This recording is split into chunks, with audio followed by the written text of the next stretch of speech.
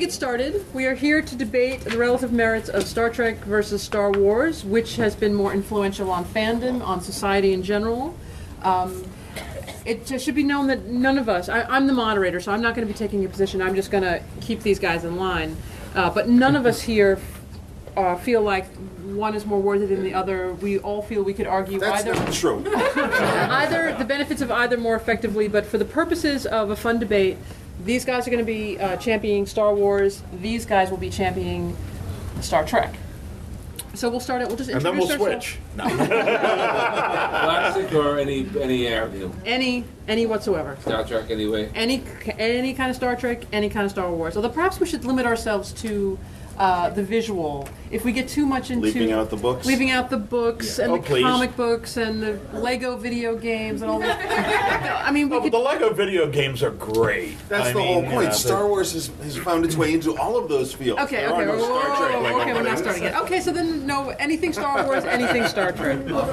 I'm Marianne Johansson. I'm a film and TV critic. Most of my reviews appear online at flickphilosopher.com. I have cards here with my URL. I'm also the author of the completely unrelated to this panel book, The Totally Geeky Guide to the Princess Bride, which I also have copies of for sale.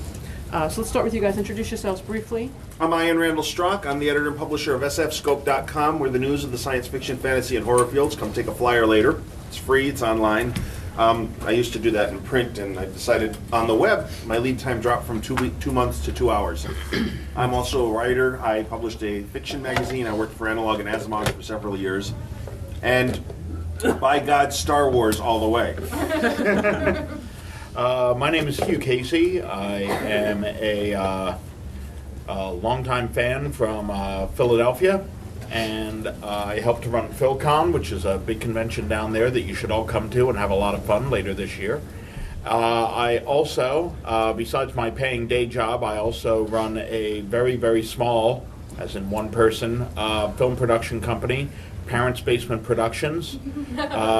If you look us up on YouTube, you'll find 2 of our movies, Teddy's Big Escape and Young Geeks in Love. And we are currently in pre-production on our 3rd major extravaganza, which will be entitled Zach Hazard and the Space Patrol. So watch for that, coming soon to an internet near you. My name is Jeff Warner. I'm President Emeritus of the Science Fiction Forum. You should respect the wisdom of your Star Trek elders. They're 10 years older than you are. That's right. They're old. Not everybody. And so it begins. Okay. Oh, Oh, wait, whole different franchise. My name is Jim Zavelia. I'm a longtime fan of Star Trek and been watching it, gosh, since I've been like 10 years old. So even though I'm like what was it? Even though my sign is all wrinkled and all beat up, but there's still plenty of fight left in me. Okay, so we're going to try to do this a little bit on an actual debate format. I'm going to give each team a minute, in total, 30 seconds for each team member to make their introductory advocacy statement for their universe, and then we'll take it from there back and forth. But I'm going to time things so that we keep things on schedule. I may be using this. Someone makes a good point, I'll give them this. If they're waffling, they'll get this. We'll see how that works. Okay, so 1 minute. Star Wars. 30 seconds each. What other fictitious franchise has found itself on a national census as a new religion? In England, so many people wrote Jedi on their census form when asked their religion that the National Census Bureau had to list it as an acceptable religion. Star Trek never did that. Star Trek, and well, to go off on another tangent, Star Trek, what is it? It's a universe full of goodness and kindness and it's the prime directive. But in Star Wars, by God, it's a universal spanning empire. Okay, 30 seconds. Well, okay, Star Wars, lightsabers, the coolest weapon ever. Okay? Say no more. Star Trek, phasers. Oh, I can stun you. Okay. Star Wars, Darth Vader, the coolest villain ever. Star Trek, that bald guy from Nemesis. That's 30 seconds. 30 seconds. Star Trek. Okay. You're gonna lose your time. I'm not gonna We be have quite 40 years. When you're talking about philosophies of one versus the other, I'd like to go back to the beginnings of Star Trek and its emphasis on peace and interaction. If you're always slicing people in half, you're not really making friends of them or their relatives. Okay, 30 seconds. Okay? Star Wars. A bunch of cheap knockoffs. Oh. Star Trek. Influencing mainstream society.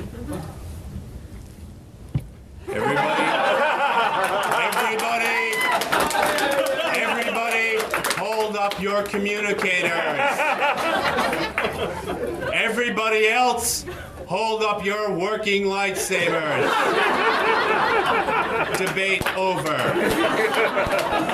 Okay, here's a point. How would the Prime Directive work in the Star Wars universe? You guys have a minute, 30 seconds each. How would the Prime Directive work? The Prime Directive doesn't obtain because the entire universe is ruled by the Empire. It isn't a foreign civilization that you're running into. Okay. I mean, Star Wars. There's none of this, namby-pamby. Let's all just hug and love each other. No, this is you're evil. You're out of here. I mean, yeah. Okay. A lot more. How would the Force work in Star Trek?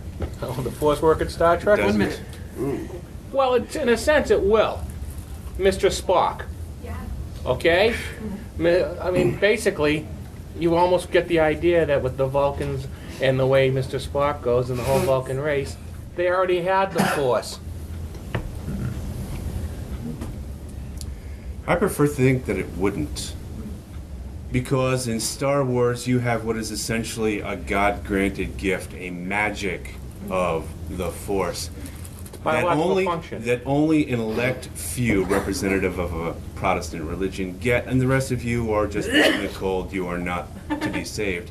When you were in Star Trek, despite the technobabble, and it is technobabble, humans have the solution to their problems. No magic, no Jedi mind trick.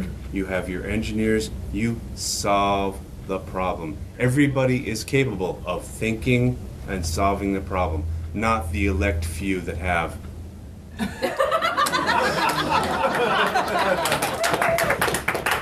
Okay, so I'm going to give now each team a chance they can take 2 minutes to make a particular point about their universe, and then I'm going to give the other team a minute to refute that point using their universe to argue against Did it. I So make a statement? you may make a statement. On your Force, according to Star Wars trilogy, anybody could have the Force. If you have the right number of midichlorians. If you don't have the right number of midichlorians. La la la la la la la la la. No midichlorians. No, it never happened. Jedi, as long as you have the ability to use your mind. Anybody could do that. You're saying... Can anybody... Possibly, but can everybody in Star Wars do that? Actually, there is. In Star Trek, in Taoism, in some of the martial arts, there is a neck pinch. It doesn't take place on the shoulder. It takes place at the jugular, and if I demonstrate it, I'll get All right, sued. Okay. So, after we will take points of debate from the audience, so have something in mind, and we'll get to that in a little bit. Okay, so 2 minutes to make a particular point about the strengths of Star Wars that they're going to then tear apart. Okay, I think the Star Wars universe is fully realized. In Star Wars, you have aliens, and you've got humans. And, well, let's face it, those are aliens that you probably couldn't breed with, and in most cases wouldn't want to breed with. It's truly a fully realized universe with alien cultures, alien planets, different ways of doing things, different reasons for doing things. In Star Trek, you've got a little piece of plastic on the forehead. It's 3 dots. You're Star Trek is a really nice idea. It's a wonderful thought experiment. If we all live together properly and avoid the clone, excuse me, if we avoid the eugenics wars and we avoid World War III, we can go out into the galaxy and explore. And exploration is wonderful. Don't get me wrong. I love the exploration. But a long time ago, in a galaxy far, far away, we were out there and we were exploring and we learned to live together and to kill each other all at the same time. Star Wars is just it's fully realized, and it has worked its way into our culture. You can't go anywhere without people knowing what "May the Force be with you" means. I think the other thing with Star Wars is just that it's so much, as far as scale and scope, it's just so much bigger. I mean, you know, it's such a grand story, and you know, even okay, barring the fact that yes, I think we can all agree that there was a varying level of quality between the movies, but even so, they all tell one single unified story all the way through. If you watch 1 through 6, you're going to get one giant story that all more or less holds together. With Star Trek, it's been, you know, 4 shows, most of them 7 seasons long, hundreds of writers working on it, all different types of stories, all different points of view, no coherency. And history changes from one series to the next. You don't really know what universe you're living in anymore. Okay, so your basic point then is that the Star Wars universe is fully realized, it's fully mapped out to the extent that it's realistic, it's cohesive, it's Yes. one giant story. Okay, so you guys have 1 minute to refute that. I'll do them first. Okay. Star Trek. Let's look at the fully realized universe. Star Trek. Essentially, everyone's admitted that it's based on Shakespearean morality plays. Universal truths, you know, the human condition, you know, and basically the Star Trek the motion picture, the human experience and the human condition. Okay? Star Wars, and Lucas admitted this himself. It's based on a Saturday morning serial because he couldn't get the rights to make Flash Gordon.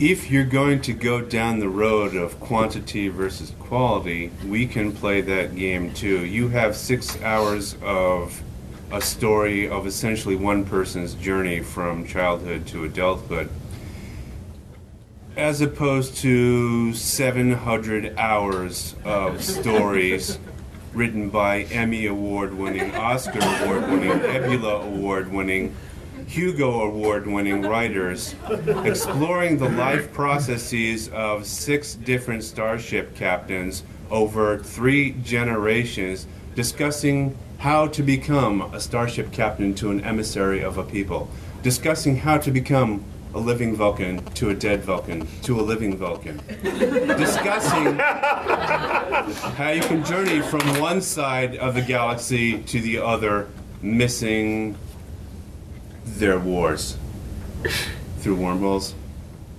You can do almost anything you can imagine with almost any drive, almost any technology. There, if you do not have ability to jump 30 feet, you need to hail Corbin Dallas and have him take you across the 5th element to get you from point A to point B. Okay. I want to rebut my